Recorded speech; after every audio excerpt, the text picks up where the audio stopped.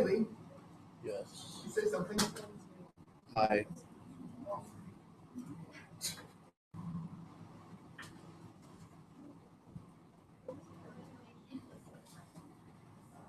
Stanley, can you make that wheel go? Use our smartboard? Yeah. Whoa. No way. I thought I picked myself up. Do you know how long it took me to screen record that? At least 33 times. No way.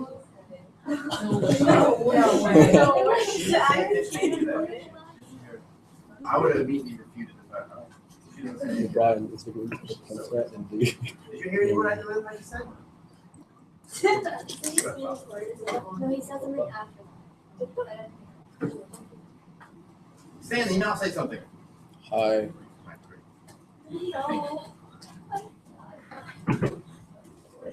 I got. Riddle. What are we gonna see today? F-O-A. F. Everybody, 3, 2, 1. F-O-A. F-O. 2 girls enter, 1 girl leaves. 2. So that kind of FOA?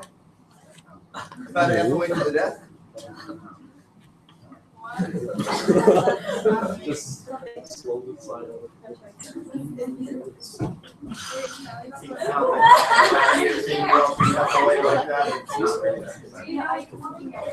Say where you need to, guys. And you're gonna be right there? I gotta say something. I'm having a conversation like with myself. So how is this different from, okay. So you need to plug in? Just audio? Yeah. I got you. Hopefully.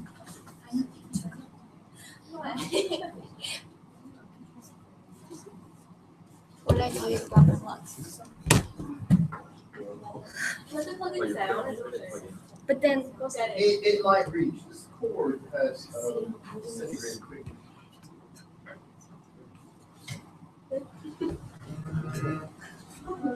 Deadliest cat.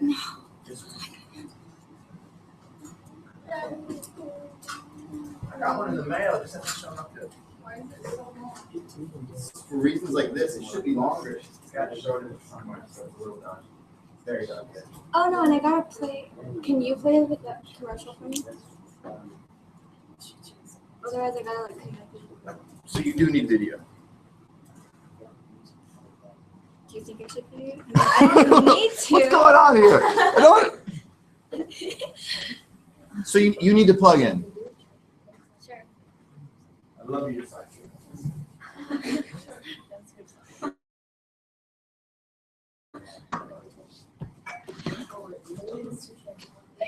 Yeah, it'll reach. There you go. Why don't you hit your volume and see what that does? It won't work. Put it in and out of the sound. All right.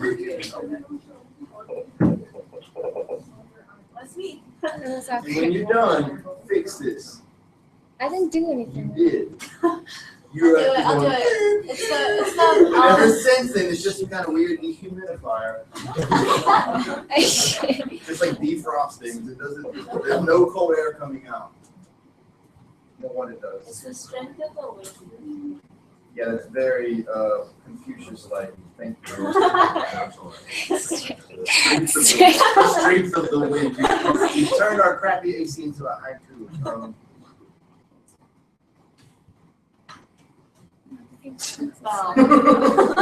Starting off strong. Yeah, I know. It's fine. Part of my creative FOA, okay? Let me character.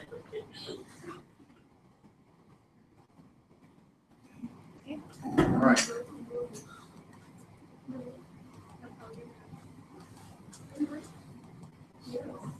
Crystal, can you give us more or less a preface of what your rationale would say? What are we going to see and what is your focus so everybody else can have a better idea about how awesome this is going to be? So my FOA focuses on part 2, language and mass communication, and specifically how the way mass media uses language and image to inform and persuade an audience. And the stimulus text is Bank of America commercial portraits, and I will be showing. It will be a conversation between a creative director at the Bank of America where she's showing the final commercial to like the head boss of Bank of America for like approval to publish the commercial. Okay. And then she'll like justify and defend reasons why she did specific things and what effect it has in the overall context of the ad.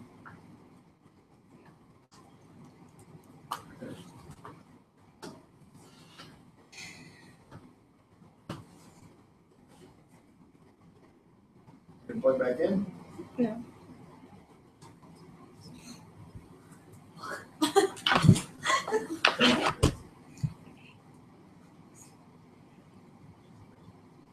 Now, she doesn't really well. We know that when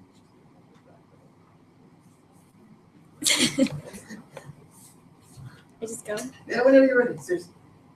But, so the course just for effect. No, I will plug it in later. I just I don't know how creative you're getting.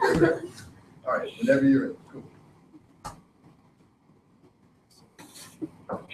Okay, so I'm just gonna start. Okay. I'm the art director, the creative director, by the way, and then my pre-recorded part is the head boss at Bank of America. Okay. So the creative team finally finished the commercial. It tells a story of a family and all the ups and downs they have gone through backwards in time through family portraits. Okay, so let's see the final phase of the creative process. I'm ready to see the product of what you guys have come up with. I hope I won't be disappointed. Yeah, neither do I. So our main goal was to advertise and promote our loan programs to our targeted audience. We are aiming particularly towards young people who want to establish a home and build memories that will last an entire lifetime. We wanted to be able to portray a family within the classic American dream, happiness and success in the very end, despite all the problems and conflicts they might face. So I will show you our final product right now.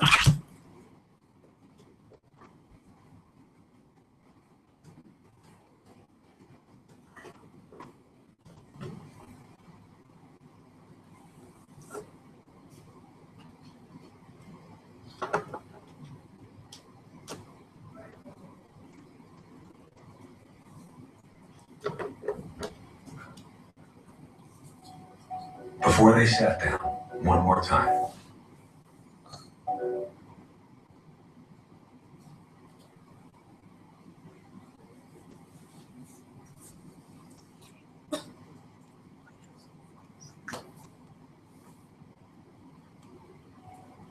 Before they sat down, one more time, just for themselves.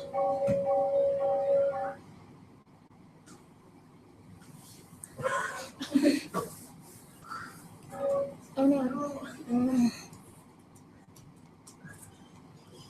Before they sat down, one more time, just for themselves. Before the last grandchild graced the stage.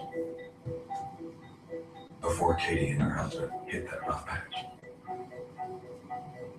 Before Kevin finally came home and the first grandchild arrived. Before the sons-in-law, daughters-in-law, and Brad's brief brush with the law.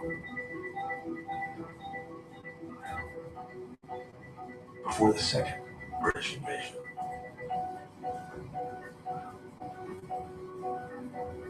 Before Katie, Debbie, Kevin, and Brad. Before they became a family, there was a connection that started it all and made the future the wonderful thing it turned out to be. We know we're not the center of your life, but we'll do our best to help you connect to what is.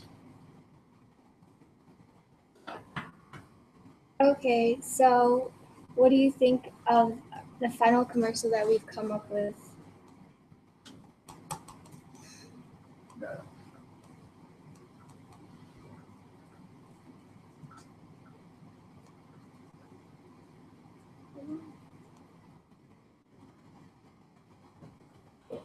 It's pretty great overall. I love the idea of using the simple concept of family portraits. I also love how the commercial starts off with strong word choice by using the words one more time. However, I do have some issues with some aspects of the commercial. Like what? Didn't I specifically say that I wanted the commercial to pan out in a chronological order, meaning present to past events and not the other way around? What are you trying to do over here? It just makes it confusing for the audience. Well, we decided that reverse chronology would probably be a better fit for the commercial, otherwise known by its fancier term in medias res, which means that exposition is bypassed and filled in gradually either through dialogue, flashbacks, or through description of past events. And here in our final portraits commercial, we successfully included all three use of dialogue from the narrator and him describing past events, and also several visual flashbacks for the audience to be able to better connect and relate with the content of the advert. Okay, I see how that could potentially work. No, it won't just potentially work. It'll work for sure. By doing so, it allows the audience to think of their own past. It brings them to become reminiscent of their own experiences. Not only this, but it also symbolizes how long they've been under the same roof for, which ties back to our own company and how we want to tell people that we will be there for them always, and that effect from our loans will be lifelong and extremely lasting. Oh, I see. And the last frame will hit them with impact when they see how two people have the ability to create such a big, happy family. It shows that those people can be you, the audience. And that's exactly what we want them to think. Okay, I understand. It definitely works well with informing and persuading the audience of our main message. We were also sure to include an element of conflict within the commercial like you asked us to do by using the line, "Before Katie and her husband hit that rough patch." Yes, I like the word choice as it seems like a softening of the allusion to divorce. It could be that maybe Katie and her husband actually separated.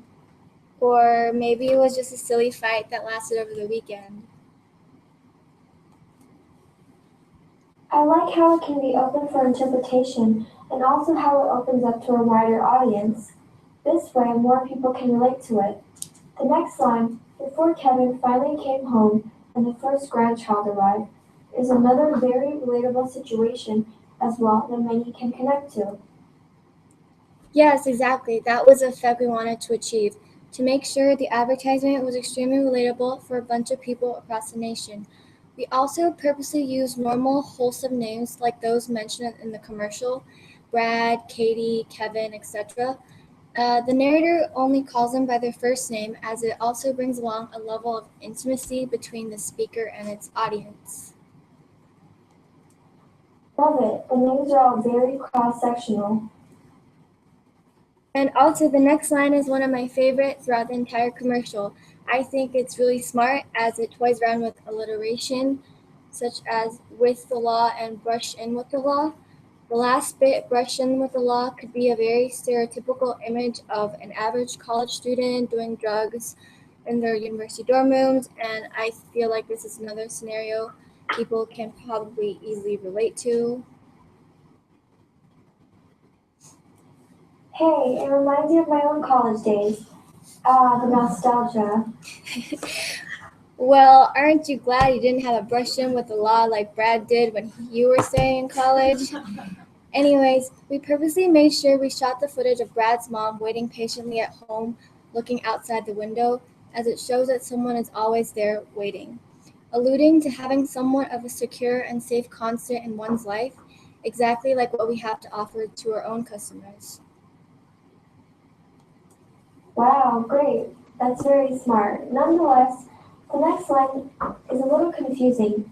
I don't really understand why we would mention the British invasion in an ad that is targeted towards an American demographic. Well, simply because the British invasion is a part of the American culture, It is basically ingrained into it, and you simply can't talk about the American past without mentioning this event, as this is one of the key things that many families may have been affected by. I guess that's true. It's quite a big part of the history of America. The Bank of America would love to have the same effect as the British invasion had on our country. We would like to be able to influence people and have an impact on their lives. Yup, exactly. And the second British invasion is also known as the New Wave during the 80s. A lot of middle-aged people would be intrigued as they know what the 80s was in terms of music and fashion. Oh my god, yes, I remember the 80s. I can relate to it so much. There was a period of dance for clothing, leotards, leg warmers, and terry cloth headbands. Anyways, I also like how you showed in a scene including a new bought puppy. We all know that everyone loves puppies. Another point that makes a commercial more effective and relatable for the targeted audience. Yep, we needed as much relatable situations and scenarios in the commercial in order to make it super effective by appealing to our targeted audiences of young people looking to build a home. I thought we agreed on including elements of pathos with the family, such as the death of a particular family member in order to provoke emotions of sadness and pity. What happened to that? Well, I mean, we definitely did include some kind of tragedy in the commercial by showing Kevin getting off the car, walking back home with an injured leg and on crutches. But however, the creative team thought that including a death would be extremely dramatic and way too hyperbolic, so we didn't want to go that far. Instead, we sort of altered our suggestions by using a man who had just returned from his military services injured. How is that a good idea? It just isn't as effective compared to the inclusion of an ultimate death of one family member. Trust me, it will be just as effective, if not even more effective, than including the death of someone in the commercial. In a way, we did include death, it's just in the form of military. By doing so, we're also able to combine two ideas at once, both service and the subtle aspect of patriotism. Oh, that's smart to show that we offer both service and patriotism to our customers. It is also extremely effective because we don't know for sure what happened to Kevin. He could have been wounded in battle, or maybe he was on recreation. It's wide open for the audience's interpretation. Yeah, we want to integrate the idea of happiness with family to having a house, a constant in their lives to a wider audience, which is exactly what we are able to provide for them if they borrow a loan from us. I love how the families are continuously growing and there is some level of economic growth and prosperity. I also love your use of iconic imagery towards the end with a wagon. This is a super iconic family car and alludes to the whole soccer mom thing. Yeah, we wanted it to have the aspect of growth. We wanted to be able to show the layers of the multi-generational concept of a typical happy American family.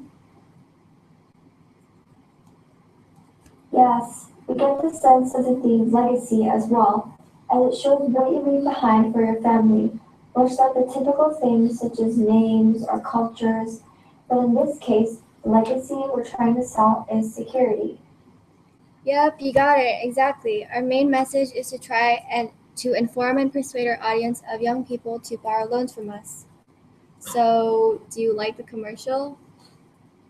I think I love the commercial. It's a sensationally complex ad which tells the story of one family backwards with multiple layers of meaning, plus all the amazing moments of dysfunction and sorrow, which will definitely hit the audience's heart, such as a woman pulling away from her husband's arm, for example, or the dog appearing in the backward shots as it eventually transformed into a puppy in the end. Great. I'm glad that you like it. So, is the final commercial approved? Absolutely, I will send it off and have them air on live television as soon as it can. Great work. Their use of reverse chronology, alliteration, symbolism, and inclusion of countless relatable events within a family all work extremely well together to film a breathtaking advertisement. Our main message and aim of trying to promote our learning programs is successfully portrayed in this ad campaign. I knew I could count on you. Yay.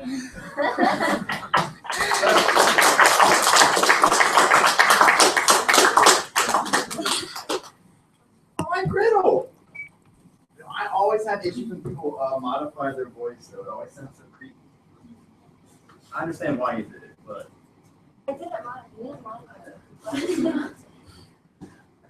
alright. You didn't have to give her a grade, Justin, but since you did, how she did. Good. Thank goodness not one of our criteria.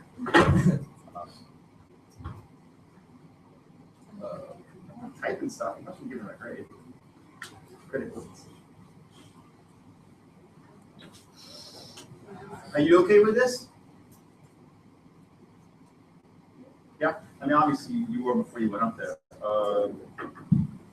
I mean, in terms of the rubric, I don't know what it would have changed. Every time we do stuff like this, and that's like the scripted thing's an issue. It's called scripted in the guide for a reason. So it's not scripted. Something's got to come somewhere. What I was trying to say with that was, I know it would have been more complicated because that worked. It worked well. There wasn't any weirdness for that. If we could have seen like the Skype conversation, I know, and you could have actually recorded it and just paused it. Or you could have just sat there, you could have read both lines, like, okay, 60 seconds, and you could have been like super tight. And that girl, the other girl with glasses or whatever, we could have seen her talking versus, it still works. But just in terms of us being engaged, it would have been pretty cool if we done something. But once again, I don't know how that would have necessarily affected this, because the premise in content and your criteria, A and B, it wouldn't have changed. Did they ever talk about what it was trying to do? Did they ever mention the word mortgage or anything like that? The conversation.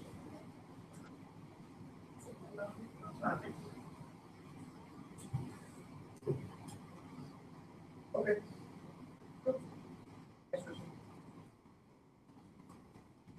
Like.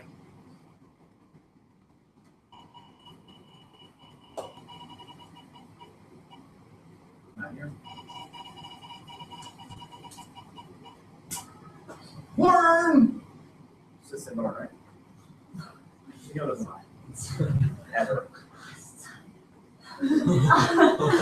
Don't know what you just said, but I'm pretty sure it has something to do with me humble. Danger. On your next. On your next. I'm not recording you. I got like 3 cameras going here. I mean,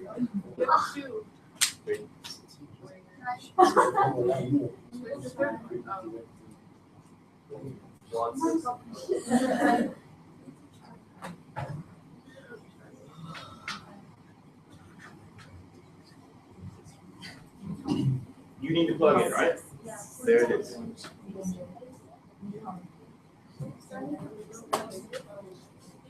Use that battery. What do you want? All right. There you go. I love that confident cry as you approach. Volume of confidence. This doesn't. You know? Oh. You're good. So, Crystal, Lauren, you're giving us a non-creative FOA, Yeah. right? So we don't really need a whole lot of background.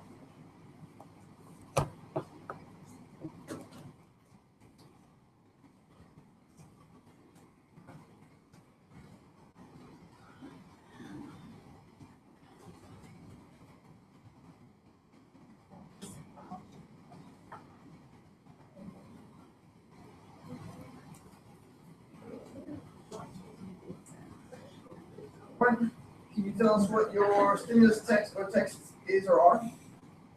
My stimulus text is a New Yorker cover, which was published by Spiegelman, which was published in Valentine's Day, depicting like as a Jewish man kissing with black woman. I think you just break right into his thesis statement. And I love how that lady's like, do you like it? Yes, thesis statement. Because they always respond to those questions in the form of a thesis statement. Whenever you're ready, seriously. What is it?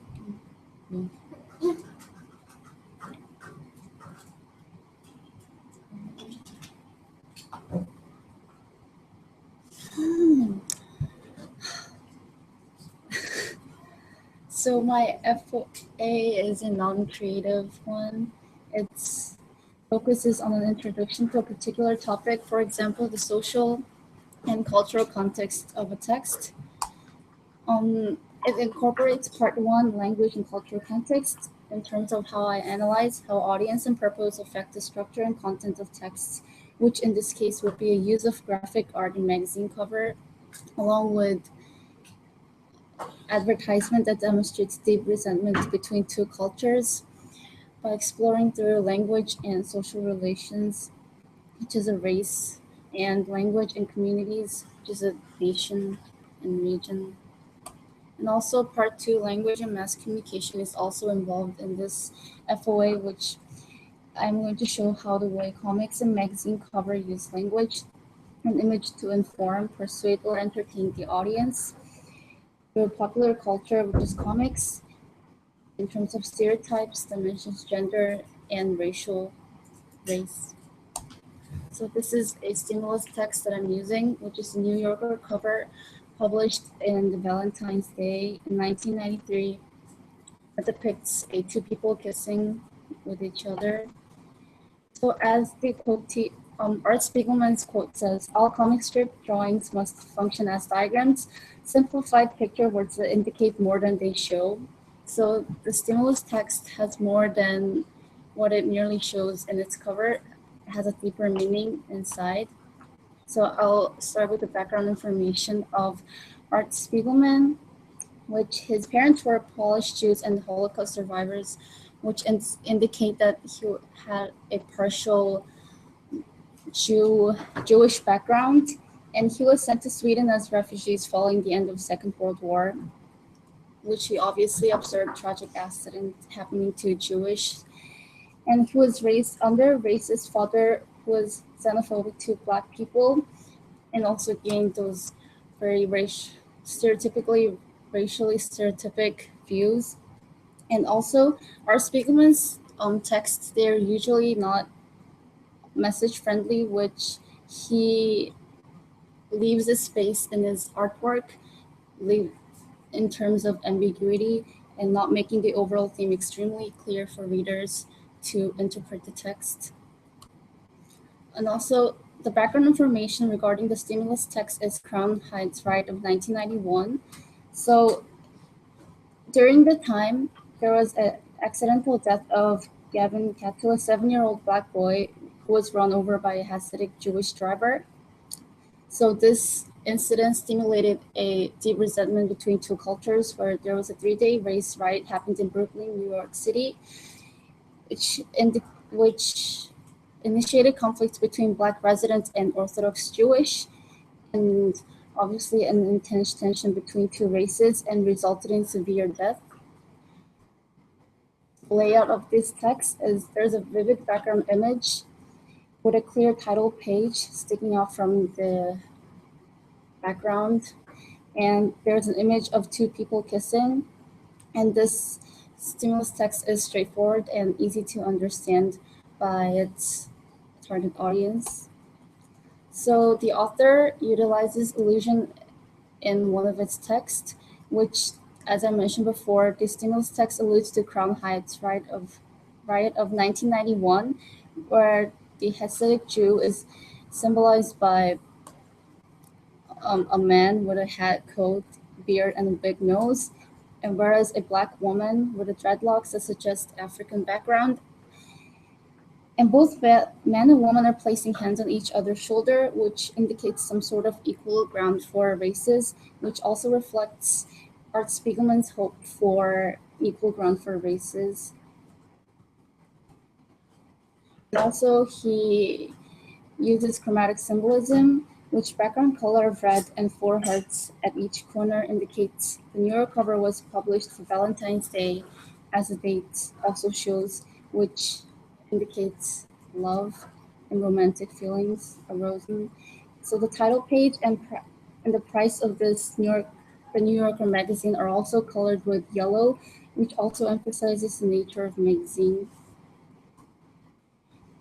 Can you go back one second?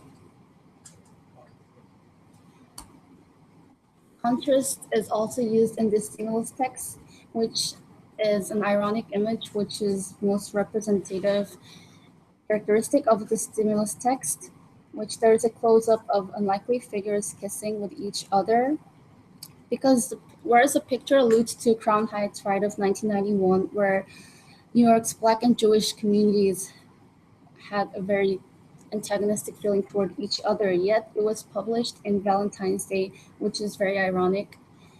And also, there was a great death behind those romantic longing kisses.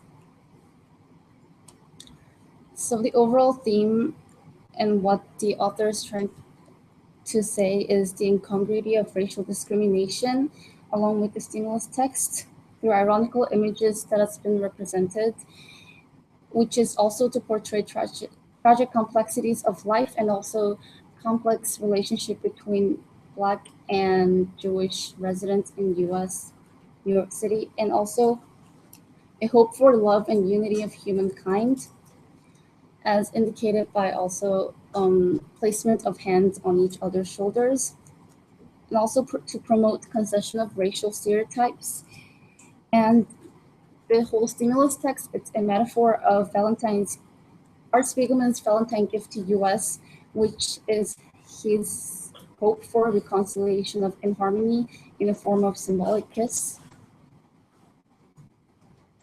So the whole stimulus text helps to shape individual identity of Art Spiegelman, as he depicted Hasidic man and a Black woman instead of the other way around, where it wasn't Black man with a Hasidic woman, which indicates that he was also affected by a sexual stereotype by claiming a man, which is mostly depicted as a dominant figure, more revered and recognizable within his culture, Jewish, and also presents with iconic cover image, which carries most obvious meaning of 2 cultures, Jewish and Black, yet hinting at more significant idea with strong emotional impact, which is a concession of stereotypes. And he uses gouache painting method, which also it's a painting method that usually depicts an ambiguity situation that also demonstrates his ambiguous nature, which he doesn't directly hint his opinion directly toward the audience, and also his understanding toward biracial relationship by placing 2 cultures right next to each other. And also, you can also observe his insistence to maintain his comic sensibility, which he tweaks the relationship between Black and Jewish residents. So the potential audience for the stimulus text is a New Yorker magazine within and outside the US, especially mostly progressive and liberal educated people who would eventually read the New Yorker magazine, were usually considered intellectuals. So the use of style and register in the stimulus text, they're composed of 3 sections, which is advertisement, cartoon, and magazine. An advertisement helps to attract and impact the public with information and also get across a universal message. In the cartoon, it helps to provide information in a humorous way to persuade people by provoking certain amount of thoughts. And also magazine, it provides with controversial political and social issue, especially in terms of commentary, cartoon, criticism, and cultural life of New York City in this case. And also it helps to provide powerful and provocative impact regarding visual aspect, which audience will easily grab attention with minimalist approach where there is no caption, yet it helps to arouse a very strong emotional feeling.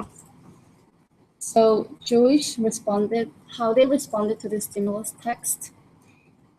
Obviously, both Jewish and Black community in Crown Heights riot showed a very antagonistic feeling toward the stimulus, where Jewish claimed the magazine cover as really ludicrous, where Art Spiegelman did not consider the relationship between those two cultures, yet only aimed for money purpose. So Jews are not allowed to kiss their wives or show them physical affection in the public. So the cover is considered unrealistic and even nauseating for some people, especially Jewish. And the graphic image also pokes fun at Jewish, makes fun of those entire cultures. And they also believe the Jews' lips are prim and lascivious, which also indicating that the Art Spiegelman was making fun of Jewish, and also even commented on this stimulus text as tasteless publicity stunt. Similarly, Black community in Crown Heights right also said they were also upset with the manipulation of Black women, saying that Black woman is oppressed by a white man, which is indicating both gender and racial stereotypes, saying that their culture was portrayed as inferior one. And they were also aggravated by Spiegelman, who put people in a culturally sensitive way, so they could not agree with this stimulus text. Think about putting people in a culturally sensitive way. Well, because the Crown Heights riot of 1991, it was one of the very big incidents that happened in New York City, which aroused very big resentment between two cultures. Yet the Art Spiegelman very easily just put those two cultures together by making them kissing each other, which is a very offensive way to approach to these people who have a very deep hatred toward each other. However, unlike those Black community and Jewish art and design department people, intellectuals, they were persuaded by the stimulus text. They said the magazine cover was good with clear things to remember, and the stimulus text also successfully emphasized salient features of the event by placing two cultures together, and it was also easy to understand with widely available cultural references that required no further context. So they were able to get the information, acquire information easily, which also directly links back to the role of cartoon, magazine, and advertisement. So art and design department intellectuals, they were persuaded by this mass media. Also, other intellectuals said that even though the image was considered offensive, yet it also gave a chance to think once more before the mere consumption of the existing idea. So this ironic image had successfully maintained the original function of cartoon, which is a tweaking and twisting, a lampooning on the relationship between Black and Jewish cultures, which is what cartoon is supposed to do. And despite shocking impression at first, Spiegelman also they said that they could see that Spiegelman tried to convince the audience instead of enforcing solution by forcefully making them together by suggesting the unity of humankind. So these are like the target population, and I didn't know whether to include young children. You just did, so go with it. Yes, I just included it because it's just to show the importance of target population. Because I said target population was merely based on intellectuals who are going to actually read this New Yorker cover. However, young children who are not part of the target population misinterpreted the purpose. So I think I'm making kissing a slave.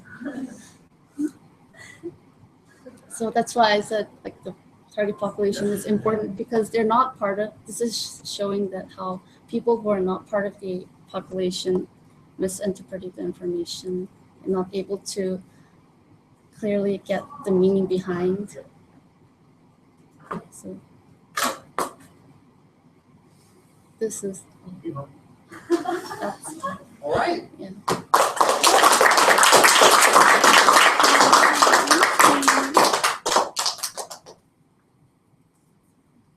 All right with that. That sounded pretty darn smart, Lauren. I was getting you for the whole reading thing, and towards the end, you went into some kind of weird analytical trance.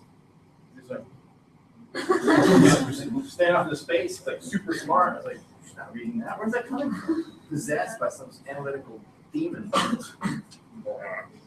Great. Very thorough. That was long enough, if not longer than what we would expect. It was just one text, so good for you. No, that's what I'm saying. So I think that regardless of whatever this did for Lauren, in terms of us watching it, one fairly simplistic part, one part two non-text-based text can go a long way. Did you give us a bibliography on that rationale? You might need one.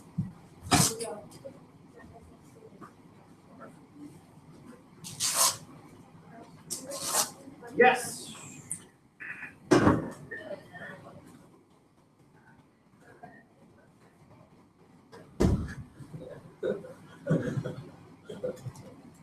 Just because you're all so confident and cool now, because you're so long I got to plug this in.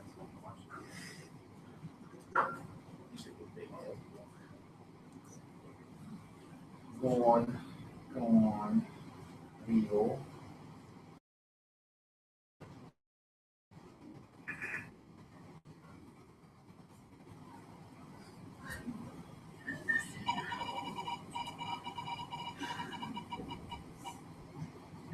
Who's that?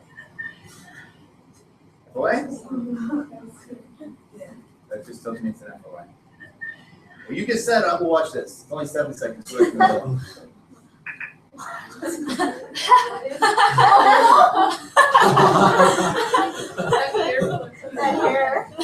hair is awesome. Yeah. It's like her fifth weapon in her arsenal of I will hurt you.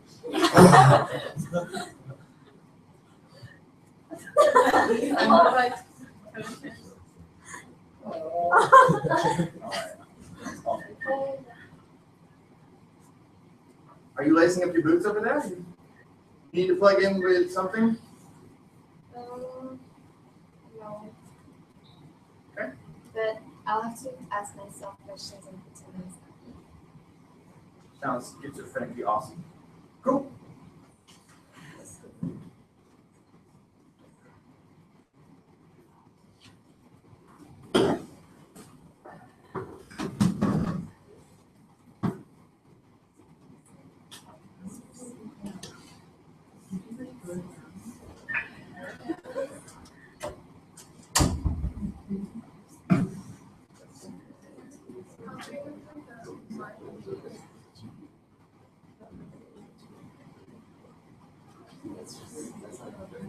Stimulus text? No?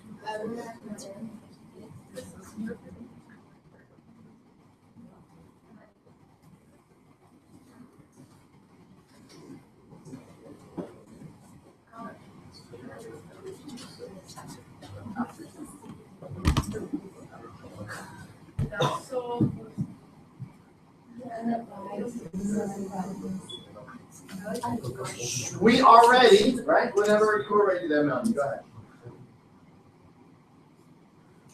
Good morning, ladies and gentlemen, and thank you for coming to this debate. For those of you who came, I suppose you all want to hear what I have to say, but please do so with respect. I'll let you ask me questions after. I'm here today to speak about the question of how women and men are treated in our country, Egypt. It is rare that women and men are employed at a high position. It is also rare that they graduate from high school. They seem to be born meant to be a mother and a housewife. On the other hand, men have more opportunities to go to university and have a higher position at their work. But that is not the main conflict. The main problem is that when Egyptian women are asked if they have experienced a form of sexual harassment during their life, 99% of them answer yes. Women and girls are not only victims of sexual abuse, but also violence at home. Everyone has different opinions on this situation, of course, as gender is treated differently in our country today. And that is why I am talking today. Sexism is present in Egypt. And the reason I think that it has to be spoken about and has to be considered is because first, I feel concerned as I am a woman. And also, I want everyone to agree that women and men should be equal. Here are a few reasons on why I think this way. First, we're all human. An equal world is a good world. If it makes men happier to feel superior to women, it makes women less happy. If both genders are equal, men would not be taken values or freedom from, but those values and freedom would also be given to women. We would all share the same values and the same freedom. In this case, both women and men would be happy. So it would be a better world for everyone. Secondly, it is said that women are meant to nurture a family, which is why all of them seem to be meant to be a housewife later in their future. But it is better for a child to have a good environment, which includes having a present father and mother. Both genders are meant to reproduce and nurture a family together. Our bodies are not as different as we think, therefore, males and females should be equal. Third, we all have the same intelligence, so it is not fair for women to be treated inferior to men. There is no significant disparity in intelligence between men and women. Let's look at the example of jobs that require, or careers that require a certain intelligence in physics or mathematics, which are subjects in which women seem to be less qualified to succeed than men, as there is a stereotype that says that females are bad at mathematics. Zaha Hadid is a female architect that is worldwide known. Edith Clark is a female that earns an electrical engineering degree from MIT. Rosalind Franklin is a woman that discovered the structure of DNA. Mary Curie is a female that studied radioactivity and was once a teacher of general physics. She also won several awards. All these women have done what men are capable of, which means that we are all intelligent. We have the same intelligence. Fourth, in countries where women and men are equal, there seems to be more women continuing their studies after high school than men. And also, there is the same amount of women and men graduating from high school, showing also that we have the same intelligence then. So why are we not considered equal in Egypt? For example, overall, in the US, 55% of the students of all universities and colleges are females. In France, there are no differences between genders in terms of high school graduation. 50% are females, 50% are males. First, we may have a different intelligence, but at the end, it is the same one. Men are known to be more able to focus on one thing at a time, while women are multitask. In both cases, a good result emerges. Both males and females are born to develop a logic mind with a great intelligence. If all children received the same education, went to the same classes, some boys would do better than some girls, but some girls would do better than some boys. Knowing that we have the same intelligence, why are men still considered superior to women? Why aren't we all equal? Now that I have told you my reasons on why I believe men and women should be equal, it is your time to ask me questions. I'll do my best to fully answer them. Got excited. So, 95% of the Egyptian population is Muslim. And in the Quran, our Prophet says, a male shall inherit twice as much as a female. This statement clearly shows that men are superior since they deserve more than women. Doesn't that show that women and men should not be equal? First, I do agree that Muhammad does state phrases about women and how they should be treated, and that sometimes it drags us to think that he means that women are inferior to men. But the Quran also declares that men and women's spirits are similar. There is no superiority in the spiritual sense. It is also clearly stated that the humans are honored as God created him and her.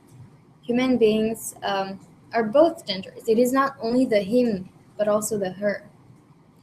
I am afraid that people have taken what is written too far or have misinterpreted it, as God wants the best for the loyal, whether it is a male or a female. Also, in countries where women are considered similar or equal to men and have the same rights, male Muslims do respect women. So it shows that a male Muslim can still practice his religion and respect women. So why in Egypt this is not following this idea of equality? Well, first there are two types of Islam. Islam, the religion, has been divided into the moderate and the fundamentalist. Egypt faces us with a powerful Islamic movement in opposition to an Islam where male Muslims respect women. Therefore, Egyptian women are oppressed and dehumanized.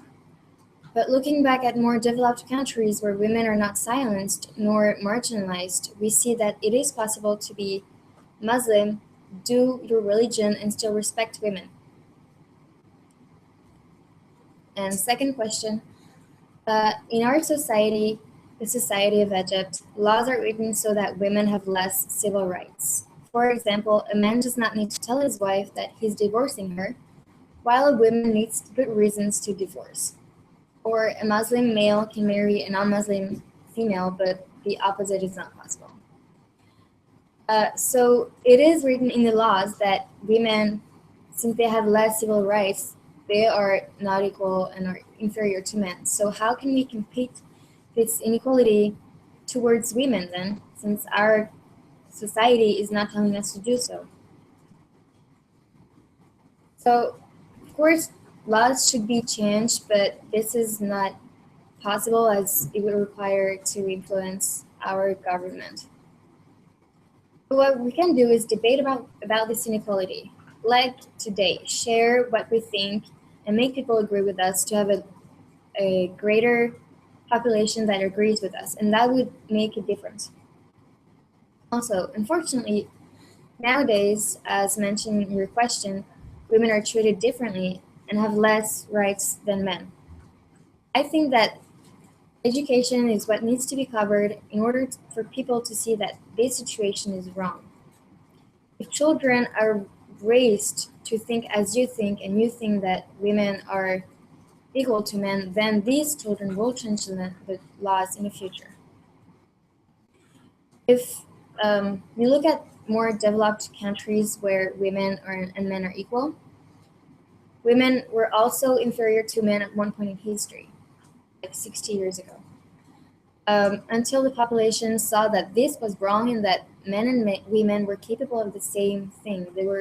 They had the same intelligence, and so they saw that women could work just like men, and so they were given the right to vote and other rights later on. So if we talk to our children, we will influence them. We can teach girls that they have to defend themselves, that they have to know how to refuse and say no, and that they need to stand up against inequality. As for boys, we have to teach them that they have to respect women and that women are equal to men, that they have to be treated as a man, that, yeah, they're equal. Thank you for coming.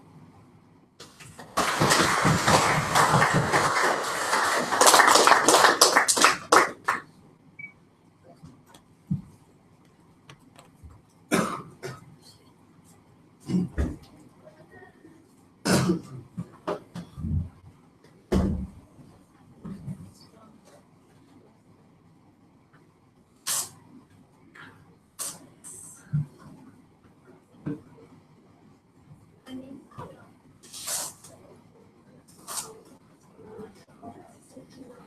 dongle?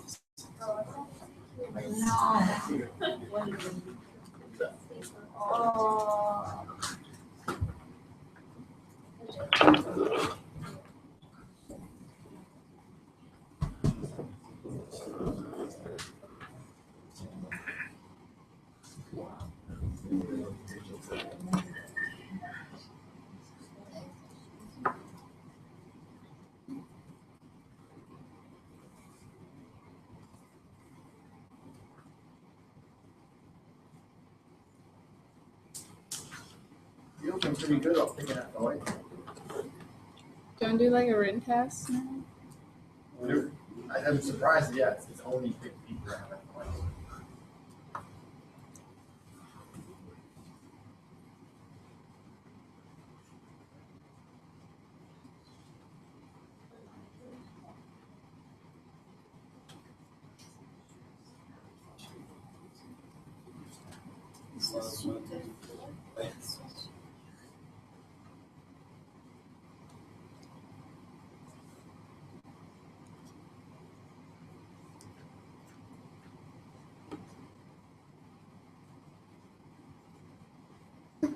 Go ahead and close your stuff, but we don't need to take notes on tonight and stuff.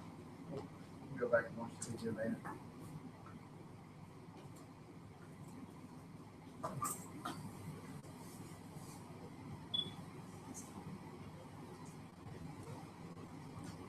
Hi, my name is Maggie McPhee. My candidate number is 0018320045, and today I will be giving a presentation on Art Spiegelman and his work regarding the Peanuts cartoon artist Charles Schulz and his retirement due to cancer. As part of as part 2 language and mass communication section of this course. The main goal of this presentation is to display how mass media uses language and image to inform, persuade, and entertain. So first we can look at what mass media is. It is simply one of the means of communication that reach a very large numbers of people. The means of communication include newspaper, magazines, the internet, for example, social networking, mobile telephony, radio, and film. The presentation will explore Art Spiegelman's 3-page, 44-panel color spread comic in The New Yorker, which was published in the February 14th, 2000 issue, but specifically this comic shown, which perfectly categorizes under mass media as it is a snippet in a magazine. Spiegelman's work is part of mass communication because of his established status as a cartoonist and editor. With his infamous memoir, Mouse, he has popularized and mastered comic storytelling as a sophisticated adult literary medium. He's also won the Pulitzer Prize, which is awarded to people with an excellence in newspaper journalism, literary achievements, and musical composition. And to say the very least, he is very influential and his works are controversial, which is a must to be able to be part of mass communication. So we will first explore the language and images seen in this piece, and then demonstrate how it is being used to inform, persuade, and entertain.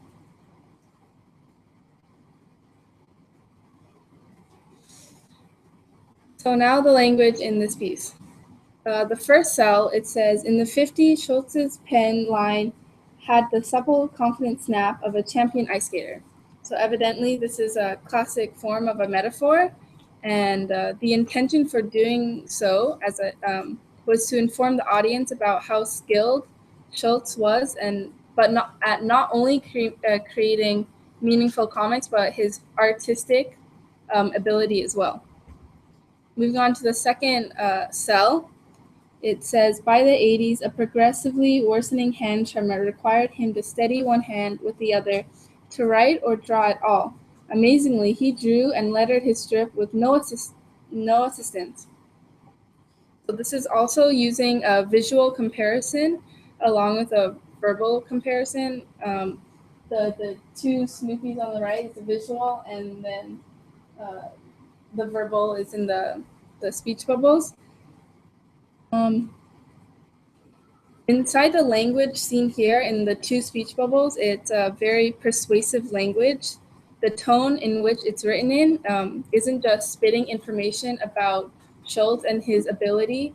It's also almost persuading us to believe it, and he really wants us to know. So going back to why he did that, the intention for it was to pay homage to Schultz, paying him a tribute. So the third image also praises his work and connects with everything I just said.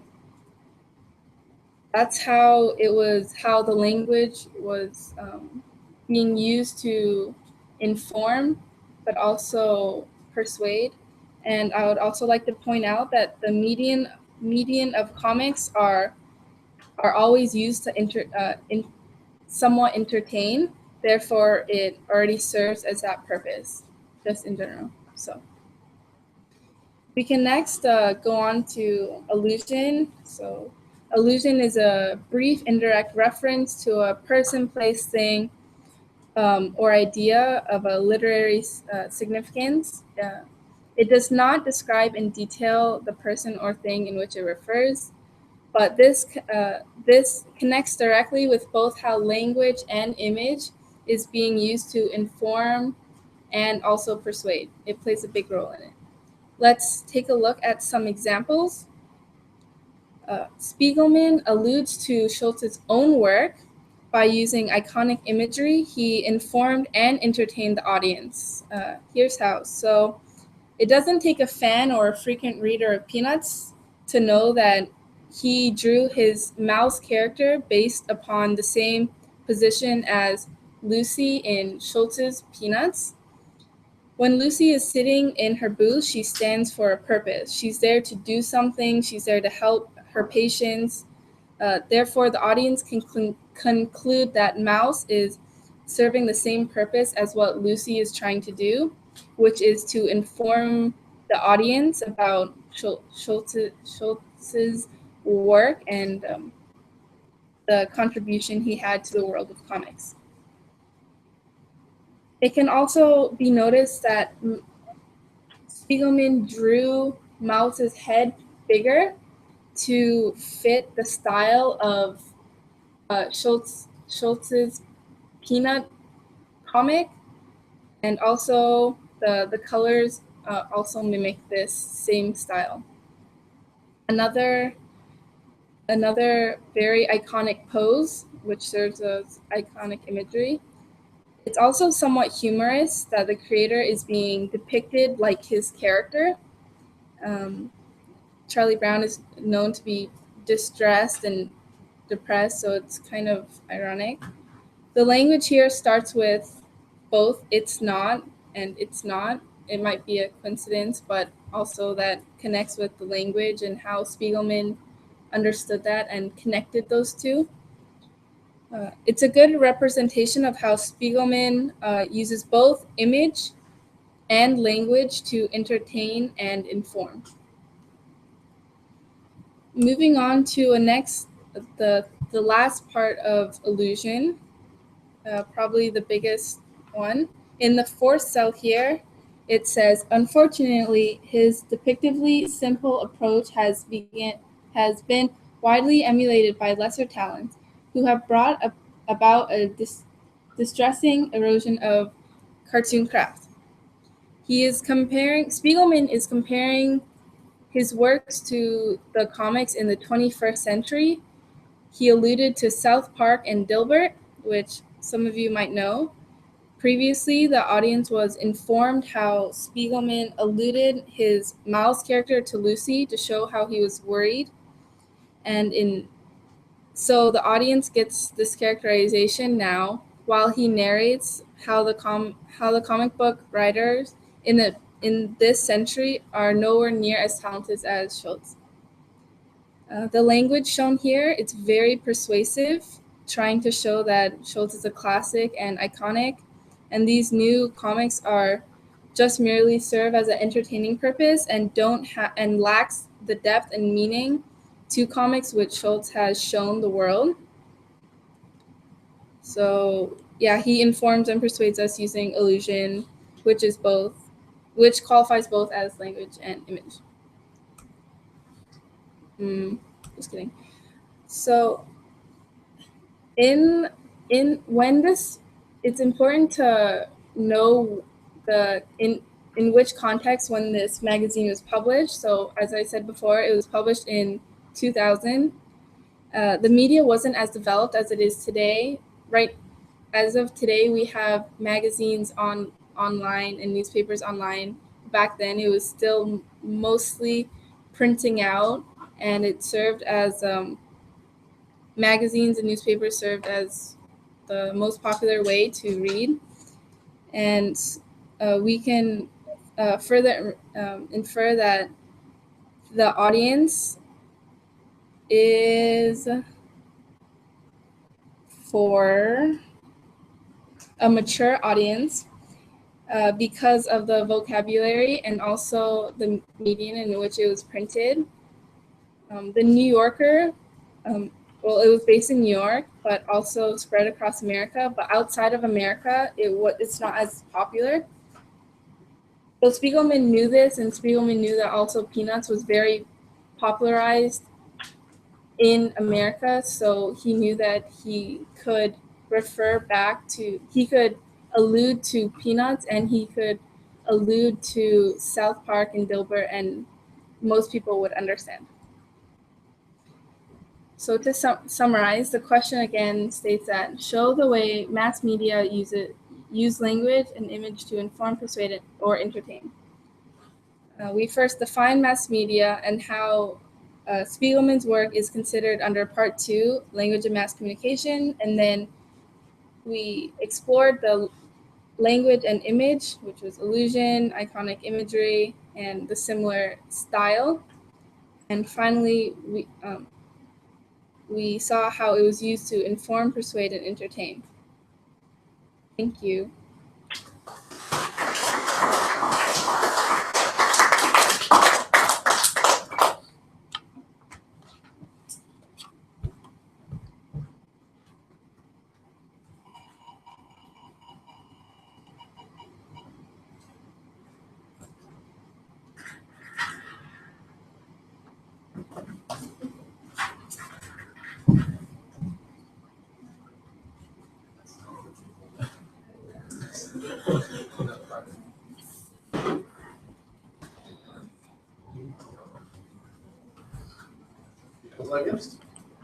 That's all right. So you're laughing now. You're saying some weird stuff before. Do you need to plug in? That's all right. Yes.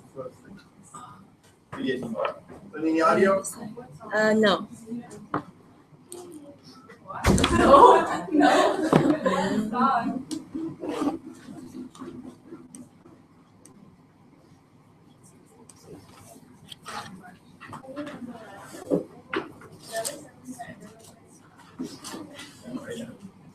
It's open. That's why I'm on it. All over the place.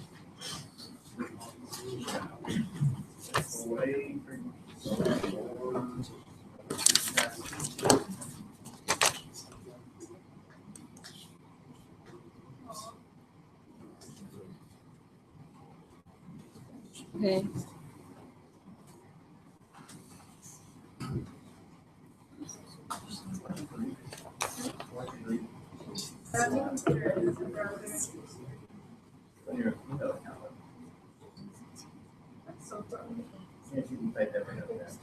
Why? I just. You ready? Are you ready? Do you want me to give my rationale first? I think it's a good idea. I think we got what Melanie was doing, but at first, most people, I knew I'm not sure they knew what was going on. It made sense after like 30 seconds. Whenever you're ready. So this further oral activity is based off of part 2 of the course, language and communication. I will present this live in a non-creative way to the audience. This further oral activity will focus on examining different forms of communication within the media. I will focus on and annotate 3 advertisements from Coca-Cola and discuss the use of persuasive language and image in the company's advertising. So persuasion is a means of convincing people, and I will show how the Coca-Cola company encourages consumers to buy their product. Some aspects of persuasive language that will be discussed today include slogan, repetition, bandwagon, emotional appeals, and testimony. Okay. Hi, today I'm going to familiarize you with the persuasive language and imaging techniques companies have used on you throughout the years to either convince you to buy a certain product, to believe something, or act a certain way, as well as to agree with the point of view. I'm going to use the Coca-Cola company, a company that has become extremely predominant in the food and drinks industry. The Coca-Cola company offers hundreds of brands, including soft drinks, fruit juices, sport drinks, and other beverages. It found initial success and was made famous by the soft drink for which the company is named. And so that's what I'm going to focus on today, the Coca-Cola drink. Due to the highly competitive nature of the beverage industries, large brands such as Coca-Cola are required to make large spends on multi-channel advertising campaigns. This means that if the Coca-Cola company does not consistently advertise, it will lose market share to other large competitors, such as the Pepsi Corporation.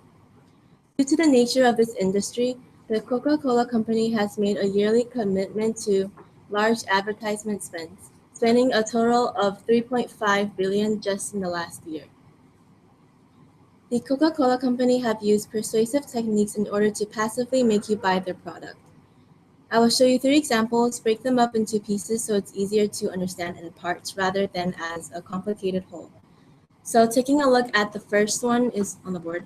This is a very simplistic advertisement, so it seems that way. The only color of text used is red, which really makes the words and image stand out from the white background. The first thing to spot is the slogan, Open Happiness.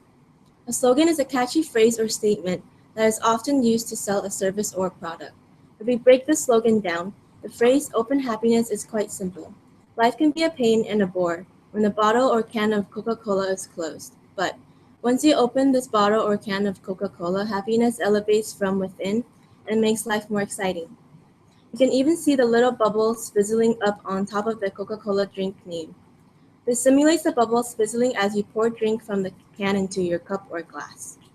This idea infers that Coca-Cola is the remedy to your sorrows. Another technique the Coca-Cola company uses in this seemingly simplistic advertisement is testimony. Testimonial techniques are used to persuade the consumer to buy their product by using a well-known person who supports a product or service. And this is where music comes in. Music plays a central role in the campaign as the first Open Happiness song was initially featured in a television commercial for the American market. The song was later released as a single. It is a collaboration between CeeLo Green, Patrick Stump from Fall Out Boy, Brandon from Panic at the Disco, and other fellow artists. The Coca-Cola company later began marketing the Open Happiness theme to East Asian markets in June 2009. The Open Happiness song was adapted in Cantonese language for the Hong Kong market and is sung by Hong Kong pop star Joey Young in the country's version of the song and music video. So basically, this song was extremely popular, which charted in the United States, New Zealand, France, and Australia. And even in China, the song simultaneously reached the #1 spot on several music charts. It's kind of tapping into a global consciousness of what people thought about the brand. The Coke side of life is another version of the phrase Open Happiness, which I will show later. It's something that people can buy into wherever you live, whatever you believe in, or whatever culture you're from. so it has a very universal kind of appeal. Consumers may not notice all of these persuasive techniques used by the Coca-Cola Company, but they are passively interacting with the parts of this advertisement that I have discussed. Although it may not be obvious, individuals will passively be influenced by this advertisement because they can relate to the universal emotional feelings of wanting to be happy, or the familiar song and artist that they have heard and seen 1,000 times on the radio. Consumers consumers will be affected by the need to be happy. You can definitely also factor in how the musical artist's fan base allows the sales of Coca-Cola to blossom, because when you see someone you admire using a product or is simply related to the product, they will have an emotional tendency to pick that out of the other options. Consumers transfer admiration or respect for the celebrity onto the product.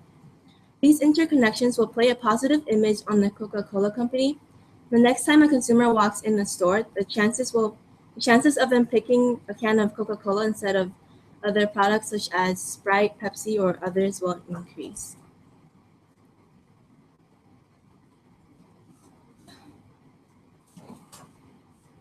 The second advertisement serves as an extension to the advertisement previously.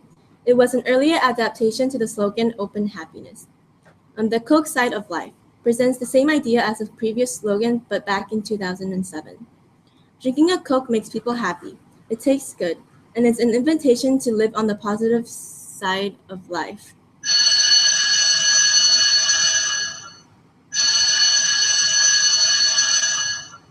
That's the message behind the Coke Side of Life.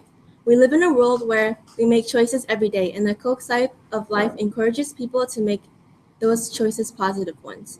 The new campaign invites people to create their own positive reality, to be spontaneous, listen to their hearts, and live in the full color. Coca-Cola has always been at its best when it reflects the simple, optimistic movements in the life. The Coke Side of Life recognizes that the most universal experiences are those where Coca-Cola is refreshingly honest and uplifting. With the Coke Side of Life slogan, the Coca-Cola Company are reminding people why they love Coca-Cola. Overall, the message is that only a Coke will do, because in the most basic terms, Coca-Cola is happiness in a bottle. In addition to this advertisement, there is use of repetition where the word Coke is used inside the slogan itself. This allows for the slogan to become even more recognizable to consumers. This third advertisement from the Coca-Cola Company uses bandwagon and repetition to persuade the audience to buy their product. Bandwagons are statements that suggest that everyone is using a specific product, so the consumer should too. In this advertisement, you can see the use of phrase, "Coke is it." Again, the product is used in the slogan or bandwagon, making the product more recognizable to consumers. Coke is it alludes to the idea that Coke is what is popular and is the item that you must buy. So we must drink this in order to stay mainstream. Consumers buy the product because they want to fit in, and they assume that if others buy it, the product must be good. There's even the phrase for real refreshment. This is an example of product comparison using it in the wider sense. Consumers will believe that the featured product is superior and should be the one to be considered when buying products related to it, such as other refreshment products. Thank you.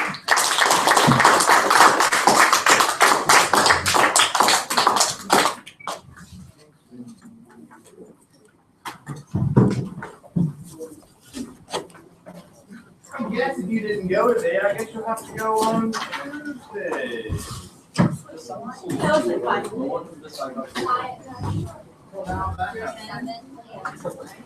Road course delays, right now?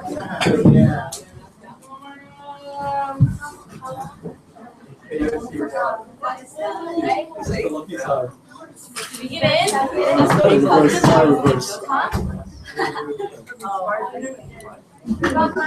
Probably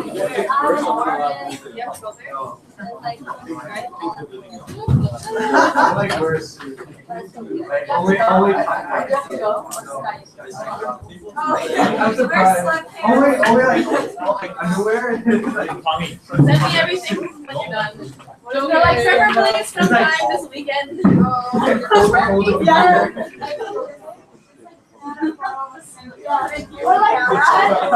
It's like Protect the screen for us.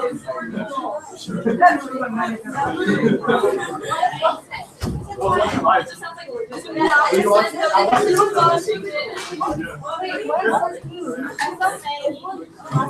Yeah, something he's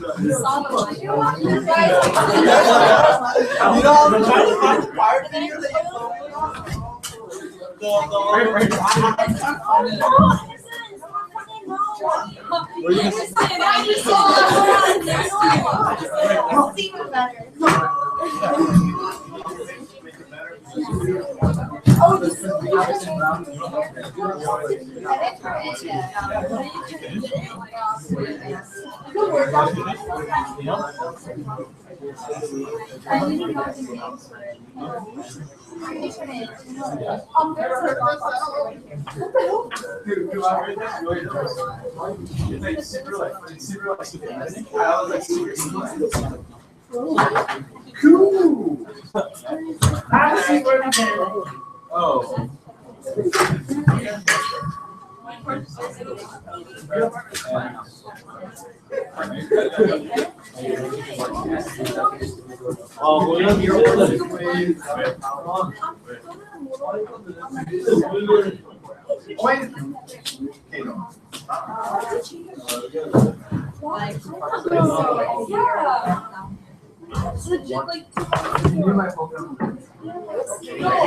Nope. 4 months ago. Oh my gosh.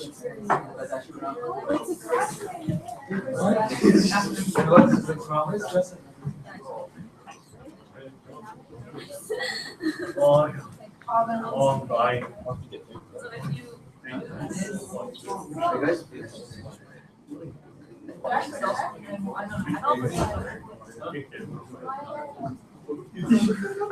How big is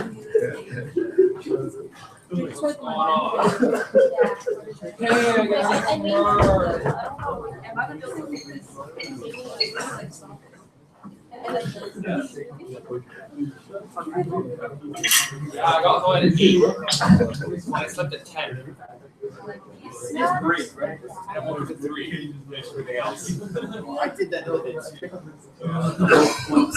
Why don't you go back to Woke up sleep? at 1 and just started working. Yeah, I couldn't focus. I was out. Whose computer is this? Singing and all that stuff. I was completely out. Wiped out, man. Yeah, I know. Awesome. This is like the back I found all the sounds. It starts with that. It grows. It's like dog here. Yeah, and then you could never get it off. And you were like, I regret it.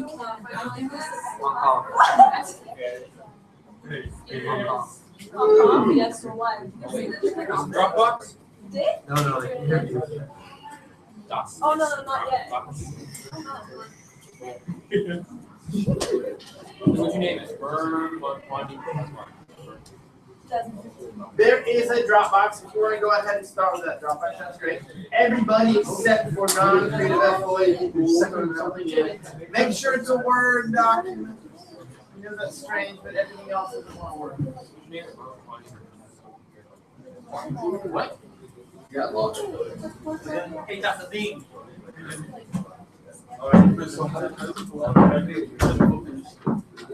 So technically, I would like to do. I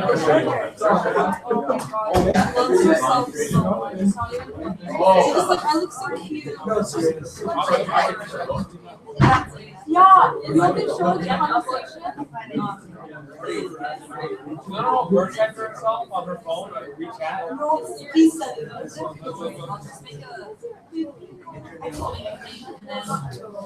Hey man, just think about it like this. If you didn't waste time, you didn't Technically not his fault. say yes. Me too. Oh, let me see one.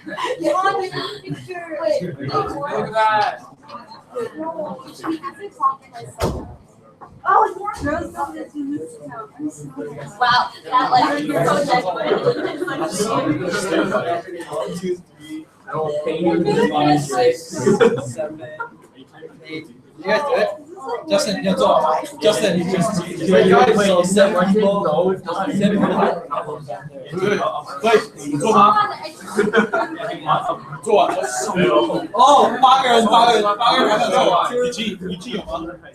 雨季，你有做完吗 ？And this whole row there was so like 8 people didn't do their written test. No, only. How many people? Which A?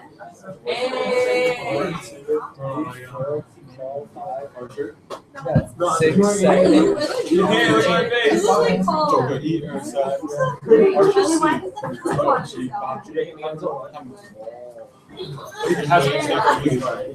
Han, you finished? Yes. Stop asking me. Also, like pretty much everyone. Nobody here is Only things the same. 3 people on the second. Oh, yeah. Where was the Dropbox?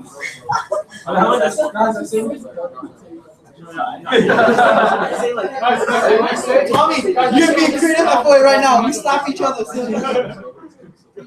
You saw someone. React the scene from like during 5 minutes. Oh my god, look at that. It's in every photo. Oh my god. Go ahead. Yeah. Sit down, go home. You expect to go first? The bell's not ringing yet. My eyes are too Asian. Why is the heat on? I'm getting this. It's not working.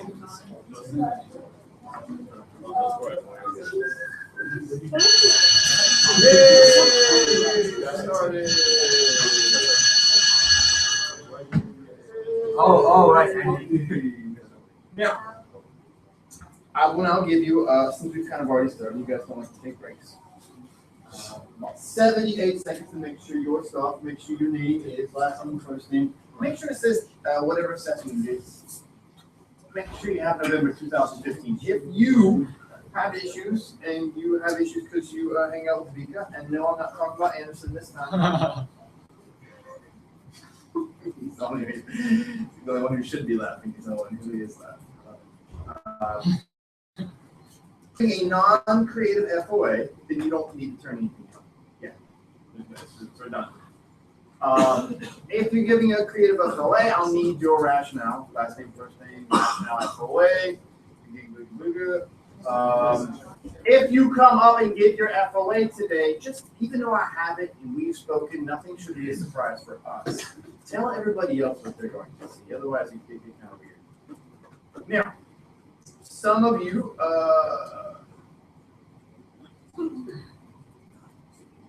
not the most efficient people on planet Earth. Pay attention. Some of you do too much. So I'm not upset with you because you're not really properly ready. That's your not being a proper IB learner because you do too much.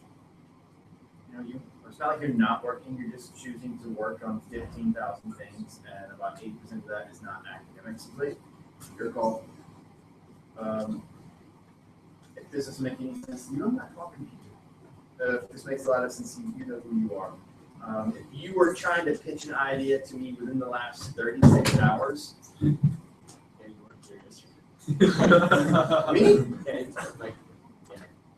We started 3 weeks ago. We can go back and check the daily objectives. Literally, that was ground zero for this assessment. So yeah.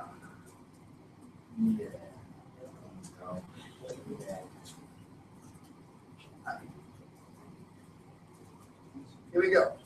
So, if we finish all the FOAs, don't think we're done. We will grade your written task in front of everybody else. I'll sit there, I'll open it up, I'll record myself with you in front justifying your ideas. It won't get you a better grade, but it'll help us if you want to fix something later. Only just Not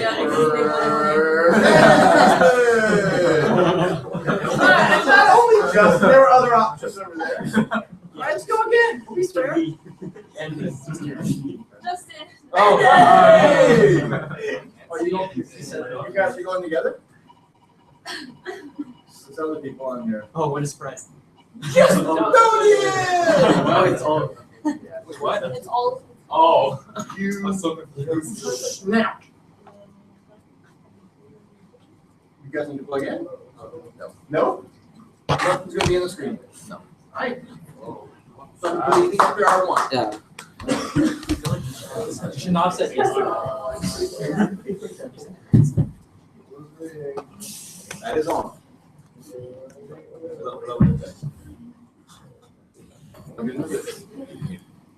Watch this.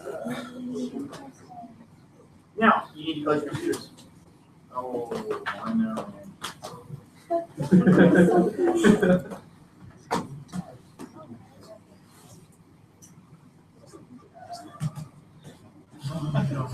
All right, boys, give me a second. I gotta open up both your documents. So I get Take a beat.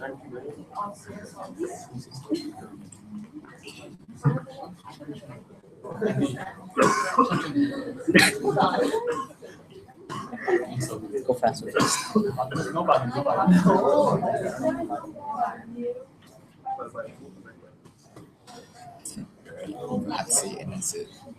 What? No, just like to say have a seat. You don't have to. Any papers. All right, boys, what are we gonna see today? Wait, can I submit my paper first? Can't submit.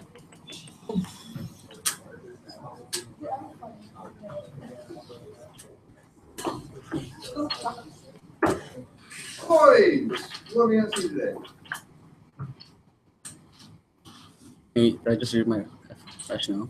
So I'm really loud. This is, I love the fluidity. That why you just start. Do whatever you gotta do.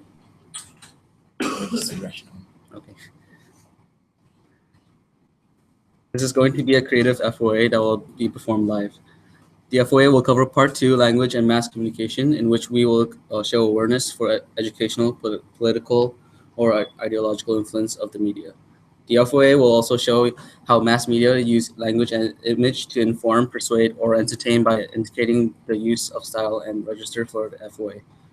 In particular, we'll be discussing all these components in the realm of a documentary. The diversity of audience in another concept explored in the FOA to indicate how mass media can target specific groups of audience. The learning outcomes will be achieved through the study of media institutions such as PBS. A presentation on why PBS chose to invest in the making of the Hidden Truth Sex Slaves to show an awareness of the potential for educational, political, and ideological influence of the media in the form of public service broadcasting. Justin will be the presenter, a new employee in PBS that just transferred to PBS from another network, and I will be the senior vice president of PBS. The documentary Justin will try to convince will be centralized around calling attention to entire Western Hemisphere of the ongoing sex trafficking that is going on, yet being vastly ignored and disregarded. The language component of this FOA is oriented around persuasion. The purpose of the documentary is to persuade people to notice the ongoing tragedies that countless governments are ignoring. We chose to do an FOA on the sex slaves because it explores a universally ignored subject of sex trafficking. By making the documentary, viewers will be exposed to harsh and cruel reality of lives of family members of the victims of sex trafficking. As newly employed PBS, the tone of Justin will be speaking is going to be relatively respectful and will be reflected in the question and answer response, where I will be skeptical and concerned over the plan for it, which will be in alignment with PBS's best interest. The register of the presentation will be a newly transferred employee who is trying to fit into PBS style of delivering information for the public. First off, Justin will compare the impact of visual representation which has over a textual piece, indicate how the purpose of a presentation is enhanced when presented in a visual format as compared to if there was an article regarding the ongoing sex trafficking. This will be served to emphasize on the effect of how a visual representation of the reality of such harsh and unforgiving environment will allow the audience to have a deeper impression and stronger emotional connection with the sex trafficking situation. This will allow the severity of the sex trafficking situation to be further emphasized through a documentary, although it is cheaper and easier to write an article. The documentary is harder to produce, more expensive, but it will be substantially more effective than an article. Finally, with the large amount of sex slavery going on, our team is already in contact with several, and we will use the story of a VRL, a man who lost his wife. Katia. We're counting on the petition. Who went the buildings? We start with the Yeah. Awesome, that was extremely detailed. Good afternoon, Mr. Vice President. Today, I'll be presenting a new idea for a documentary that my team have worked on for the last few weeks. All right, get on with it. Okay. The title of our next documentary is The Hidden Truth, Sex Slaves, and it's oriented around the lives of sex slaves in Ukraine and Moldova. Do you have a particular reason why you chose such a controversial topic? And you are aware that here in PBS, we support the makings of documentaries that we think is potentially eye-catching, right? From what I know, PBS allows us an opportunity to work to make documentaries that reflects the real world without major incentives attached to the making of the documentaries. We chose to do the sex slaves because although sex trafficking is controversial, it is denied and ignored in many countries. By making this documentary, it will explore the universally taboo subject of sex trafficking. Okay, it's true, but how will the making of this documentary differentiate from a publishing an online article about this subject? Why can't we just publish an article with some images and possibly achieve what you have just said? You know that making a documentary requires substantially more dedication than simply just publishing an article. Plus, not only do you have less pressure, but we don't have to spend as much time and resource on it. Indeed, making a documentary will require more resources and time, but it will also be more effective in influencing and persuading the audience. In addition, the publication of an article will fail to leave a deep impression in viewers.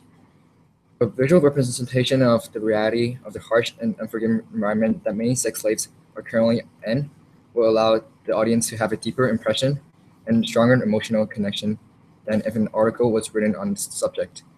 To reiterate, the creation of the documentary will allow the severity of sex trafficking situation to be further emphasized, although it is cheaper and easier to write an article. All right, you seem to have some idea over your responsibilities, as long as you're fully dedicated. Yes, the documentary is harder to produce, more expensive, and will take longer to produce, but be substantially more effective than an article. Okay, let's say that we do approve the making of this documentary. Well, then what can the audience expect to get out of this? Because the conventions of a documentary should be informative to a certain extent, maybe. The audience will be exposed to the harsh and cruel reality of the lives of family members of the victims of sex trafficking, giving them a glimpse into an unexposed world. Understand. However, although the idea of sex slaves may fit in with our method of delivering content here at PBS, I have doubts on how your team can recreate an artistic and rhetorical feel for the audience. Specifically, who is the documentary going to be revolved around? Is it going to be revolved around a specific family, multiple family? I'm curious on how the story will be told by your perspective. I'm aware of your concerns, Mr. Vice President. Our team has worked and found a way to recreate an authentic feel by filming the lives of the family members of the victims of sex trafficking. Specifically, we'll follow Varol and document his journey as he attempts to rescue his pregnant wife, Katia, who was sold by a trafficker who befriended them, a notoriously powerful and violent pimp in Turkey. In addition, we also plan to film other victims of sex trafficking and their family members to give multiple perspectives on the subject of sex trafficking. Okay, PBS is a public broadcasting service, but not a network. However, we still have to abide by the MPAA rating systems. And I am aware that it is a documentary, but maybe the topic of sex slave may not be appropriate for all audiences. Yes, the expected audience will be over the age of 12 because the documentary contains, to an extent, explicit content. But the target audience is mainly focused around regular viewers of PBS. And just be aware that don't be too brief leaving out information for the audience that may be crucial. Yes, of course. Earlier, you mentioned that the setting of this documentary will elaborate on how the setting can further advocate the sex trafficking problem and make people feel sympathetic towards sex trafficking victims. What is your approach on this? To give viewers an authentic and realistic touch, throughout the documentary, we'll have hidden cameras drawing viewers in along with undercover footages, which provides a glimpse into the frightening reality and the scope of the problem. When parts of the documentary is shown through hidden cameras and undercover footages, it would be substantially easier to provoke sympathy from the audience as they are exposed to the real world, not fictional and staged scene. Looking at your plan, I see that the budget plan you included includes flights to Ukraine and Moldova. We ultimately decided to film in Ukraine and Moldova since they are the largest suppliers of Eastern European and former Soviet bloc women in the global sex trade. It seems like the story of Viral and Katia will be explicitly explored. Have you ever talked to them in person about your plan on documenting a part of their lives that potentially is one of their most tragic periods? Here at PBS, we do not want to deal with situations where we are accused of going against an individual's will. Don't worry, we got that figured out. We met with Secret Service, police, social workers, and victims, and elicited their trust. And now we have access to everything we need. Great, but do you know when it comes to using real footages only, there's high potential that things don't go, or rather show up the way you expect it to be. Are you thinking of including artificial components like scenes acted out to complement your expectations? I'm aware that there may be difficulties through the production of this documentary, but our team really wants realism to be the main emphasis of this documentary, so we won't be adding any artificial shots. But then how are you going to deal with scenarios where footage is crucial, but your crew doesn't have access to those live footages? In scenarios where we wouldn't be able to deliver live footage, we will make an identical scenario using computer modelings or describe the scenario in auditory or textual format. However, these instances will be rare as we will be prepared to film at any time with hidden cameras on our people of interest. Speaking of real footages, hidden cameras and all, the success of your documentary seems to be based largely off how your documentary will be filmed and showing raw clips and stuff. You are fully aware that usage of real footage that reveals people's identity without their consent has to go through many processes before we can put it on air, right? We had several issues over the years at PBS because some of our documentaries had not dealt well with the different safety and legal issues at each country. Yes, we are aware. Okay, so you are aware with the local laws in Moldova and Ukraine, right?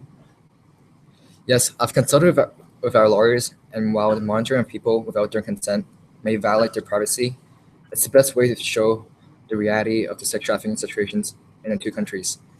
I am aware of the risk, but our team is willing to put our careers on the line and face legal actions if need be to let more people know the severity of the sex trafficking. We also know that safety is a major concern, as pimps are usually very violent and easily intimidate people, and we will retract to contacting authorities as a last resort. Okay, I don't assume that you can give me an estimate for the production of this documentary. You know, longitudinal process tend to require more expenses. As for now, around how much do you think this documentary will cost us? I'm afraid the time it will take to produce this documentary is highly volatile due to it being based on real life situations. A rough estimate will be between 6 months to 1 year. If I had to guess, I think we need around $700,000. And once approved, we'll send you a detailed report of the expected expenses throughout this documentary. Okay, just make sure that you do that as soon as possible because we don't want to inform you guys in the middle of the process discussing financial issues. Okay. I was having a final look over your plan before I can approve it or not. One thing I'm still concerned about is that you mentioned that you want to persuade people and let people know more about sex trafficking. Even if you succeed and this documentary gains vast exposure throughout the world, I'm not confident whether changes will be made in the real world, the actual world. The way you as a person want it to be, I'm not sure if that will be delivered. And I strongly doubt that the documentary can bring any change to sex trafficking in Moldova and Ukraine specifically. As you mentioned, sex trafficking has already evolved into a very big industry in the two countries, and thus the production of this documentary probably won't bring any changes. In essence, to what extent can exposure of the sex trafficking in the two countries bring change to sex slaves and sex trafficking industry throughout the whole world? Personally, I do hope for positive changes in the real world, but the purpose of this documentary is not to guarantee change, 2 sex trafficking. The purpose of this documentary is to expose the lives of sex slaves, and how sex trafficking affects the family members of the victims of sex trafficking. Exposure to the reality of sex trafficking may increase chances of people pressuring government to act, but the production and the goal of this documentary is in no way does not guarantee change. All right, you do sound confident in the production of this documentary. Submit your full budget plan, and I'll look over it and have your plan confirmed by the president, and you should be ready to go in a few weeks or so. Thank you very much, Mr. President. Mr. Vice Pleasure President. meeting you.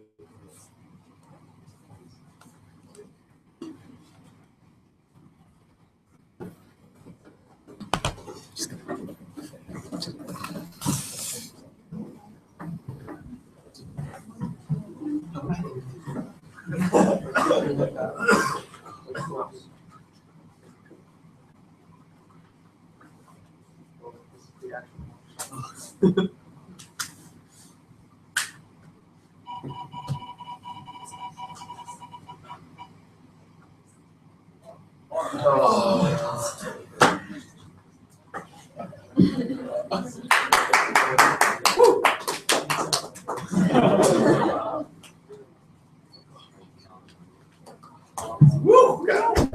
He's got a phone in his pocket. What you doing today, guy? A written test one. You need any hand sanitizer? No, it's fine. You did a written test one. Get out of here. Oh, okay. What? I got FOAs first. Oh. It's not, I mean, the FOA has to be. We only have. FOA. Post is doing FOA. You only have like 3 things. Yeah. So this wheel's pretty useless now. Oh. But it's okay, Mark. That's okay. So I got the girls, and who else is getting FOA? So fast. All right, so I'll get that wheel up.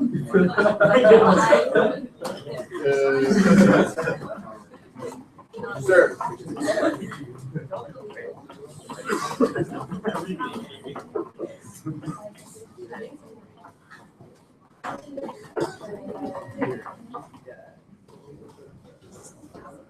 Modification to the wheels, and you have to reduce the options because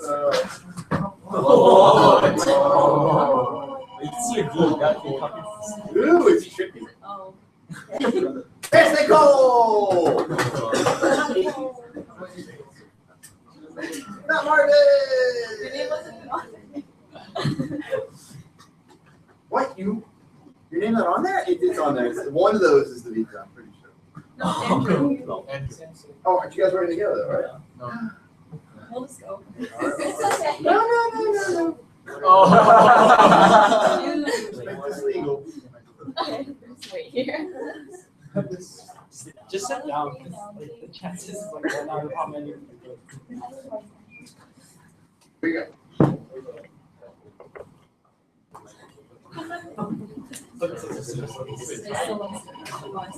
Oh, I see where Andrew is. Okay. Nicole. I'm still on outside because I have to do this. 45 to 3. But yeah. Girls, do you need to plug in? Yes. Sound, is it? And this tattoo? No.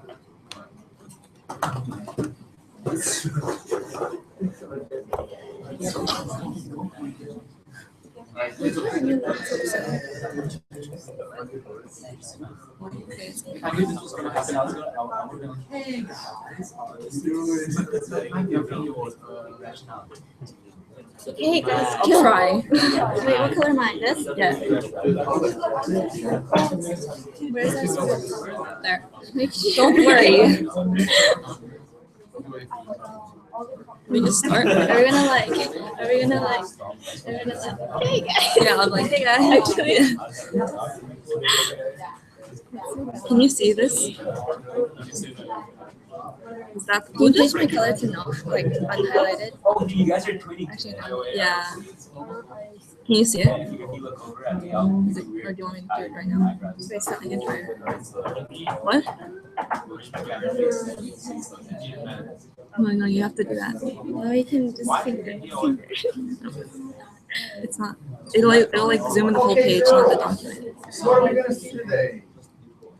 And should we just read a rationale? Okay. So the stimulus text for this creative FOA is Bank of America's commercial portraits. It will be in the form of a Skype meeting Skype conference call between members of a creative team of an advertising agency, which is us, and the marketing manager of Bank of America.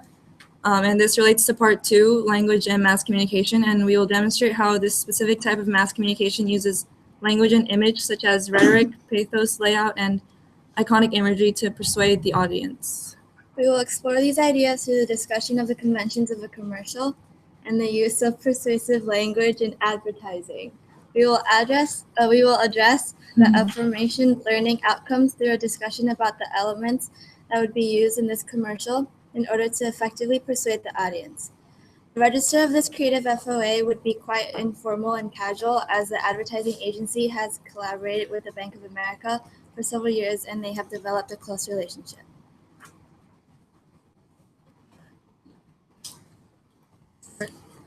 Whenever you are ready. Okay. Can you hear that? Why can't you hear anything?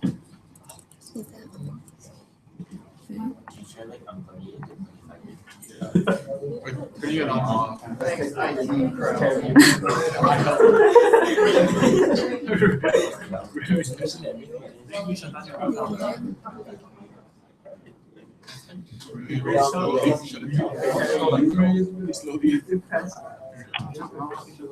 They're really not working. It's just really quiet. You can hear it. You can hear it. Can you hear it? It's really quiet. Oh, now I hear it. But Hey, turn off your Skype. you can kind of hear it. Just turn it super loud. Hey, we're doing No, good. but yeah, that's good. I think we're good. All right, cool.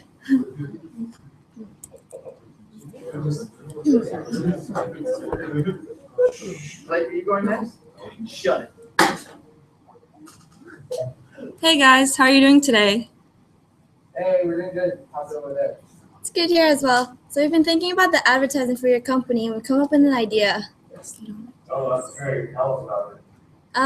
We were thinking of using a TV commercial as a platform for advertising the Bank of America, as it will automatically be directed at people who are capable of investing their money in your guys' bank, because not everyone can afford a TV, so it kind of already targets a specific audience. And because this commercial is for the Bank of America, the target audience mainly consists of Americans, so we thought it'd be effective to include Americana and other iconographic American references. All right, that makes sense. What purpose do they serve, though? Well, with these references, the audience is able to relate and connect personally with the characters in the advertisement. It shows a sense of like, if the characters in the advertisement are just like me and they have trust in the Bank of America, then why shouldn't I give the Bank of America a try? Yeah, so this sense of relatability can be used as a form of persuasion to convince the audience to use the services of the Bank of America, right? Yeah, exactly. That's quite the idea we're going for. We haven't been as popular since the financial crisis back in 2008, and we really hope this advertisement can help make people more aware of our bank. Don't worry, you're in good hands. So what type of reference is it? Well, going back to the characters, we were thinking of using common American names, such as Brad or Katie. It helps to portray a typical American family, which will appeal more to the target audience of Americans, as it will allow for more relatability. And we could also throw in some common occurrences and depict a family that's not so perfect to be more relatable. Sure, but since everyone encounters different types of obstacles and also of different levels, how would we take that? Well, relationship problems are very common, no? Like divorces or arguments, that type of stuff. But since that's kind of severe, not all people experience relationship problems to that extreme, we could use the words rough patch, as it will be more open to interpretation and sounds less severe. It allows for a wider range of people to relate to this reference. Alright, that sounds good. Do you have any other examples in mind? Well, we could also show that one a member of the family has served in the military, which can kind of broaden the scope of people that can relate to this ad and use pathos by including events that evoke empathy or pity to gain sympathy from the audience. All right. But also, how develop sympathy from the audience? So people that serve in the military often miss big milestones in their family, right? So maybe we could put in a scene of the soldier coming back to meet his newborn daughter, and maybe he could also be on crutches. That'll definitely evoke some sort of sympathy. And we could also include some other events to show how families are not like perfect again to make it even more relatable. Maybe it could be the kids doing some sort of minor illegal activity, like doing marijuana or petty theft. Okay, so even more references to a typical American family. Exactly. And also for the Americana, maybe we could include the iconographic station wagon of the 60s. I know many people owned a station wagon back then. Yes, my parents owned a station wagon, but are we really trying to target the older population? Not really, right? We're trying to target the population that's just starting a family and is looking for a bank to rely on. So people around the age of 30? Oh, then we could allude to the second British invasion. That was around the 1980s, and those people are around 30 now, so it can make the target audience even more evident. All right, I couldn't also see where you got your phone with this. I think we should also make it generational to show a progression of the family, maybe 3 generations. And we should tell the story in reverse chronology, so we start with a couple now and show each generation that leads up to the present. What does that do with the commercial as a whole, though? Well, this can put more emphasis on how the couple's family has grown and was supported by the dependence on the Bank of America. This will really present the theme of prosperity and reliability. Yeah, and I think by showing the different generations, it can really help to portray how reliable the bank is.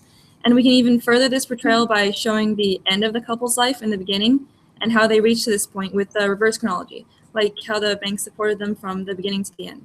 That's what we're trying to go for, right? Yes, this is great advice.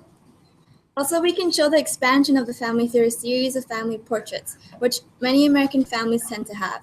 It'll add to the sense of relatability, but also the reliability of the bank. And we could also add a scene where it shows the same idea, but maybe through the construction or renovation of the house, like physically showing the renovation of the house to portray the growth of the household, and not just physical growth, but also economic growth, and how the family has enough money to renovate the house. This can help make the theme of prosperity even more noticeable. This is a good idea, but how can we strengthen this kind of connect back to reliability of the bank? Well, the simple renovation of the house suggests that the family has stayed and is planning on staying at the same house for a long time. It also portrays the idea of loyalty to the Bank of America as well as loyalty of the bank to its customers. Ooh, that's really good, guys. This seems to be our only indication of loyalty, though, right? Should we maybe include more? Well, we were also thinking of using a puppy to portray the loyalty and reliability of the bank, because puppies are the universal symbol of loyalty and they're known to be man's best friend. So it will really help to convey the fact that the Bank of America is very reliable and trustworthy. Oh, that's clever. Also, everyone likes puppies, so that allows for relatability too. Yeah, exactly. You guys are starting to get the hang of the creative process. Anyways, we were also thinking of editing the commercials so that all the different portraits are presented consecutively in terms of the expansion of the family. So it conveys how the Bank of America is trustworthy and reliable. Right. So I think we got the idea down, and I think it's great. Yeah, I really like it. It's wonderful. As usual, that's why we keep on asking you guys. Yeah, you guys are the best. Now that we've got the main ideas part, do you guys have any suggestions or ideas on how to make the advertisement even more interesting? Well, we could incorporate specific terms or phrases to strengthen our message. Yeah, since the story is in reverse chronology, we could start each scene with the word before. We actually already wrote out a few examples.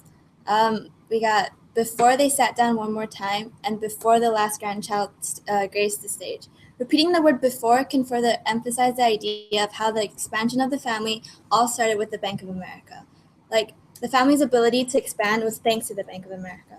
All right, so we can include specific phrases. What effect does this have on the commercial? Well, we specifically chose the words one more time in the beginning since it kind of shows that the couple's lives are almost ending, seemingly fatalistic in a way, and that the couple is looking back at their life one more time. Also, it can show that the couple has stayed with the Bank of America up to this point, and basically their whole family had started with the Bank of America. Yeah, and we wrote before the last grandchild graced the stage instead of something like before the last grandchild was born, because it makes it seem more like a blessing. So it conveys a message that good things come when you work with the Bank of America. I was thinking maybe the commercial could also somehow indicate that the use of the services of the Bank of America will help improve someone's life, to be even more persuasive. Okay, what about something like it made the future the wonderful thing it turned out to be? So it indicates how after the use of the services of the Bank of America, their lives were greatly improved. The use of the word wonderful can further emphasize how the life of the couple improved after having used the Bank of America's services. Yeah, and going back to the idea of families being imperfect and the obstacles that families face, we mentioned earlier with the term the rough patch. Another phrase that we could use could be a brief brush with the law to demonstrate how sometimes families may run into situations with law enforcement. And this specific phrase can lessen the severity of the event, so it allows for more relatability. Oh, that's really good. But how could we incorporate that into our idea or make it flow more smoothly? We don't want to make it too obvious what we're trying to do. Maybe we could use repetition and repeat the word law several times, like, I don't know, in-laws, so sister-in-law, brother-in-law, and brief brush with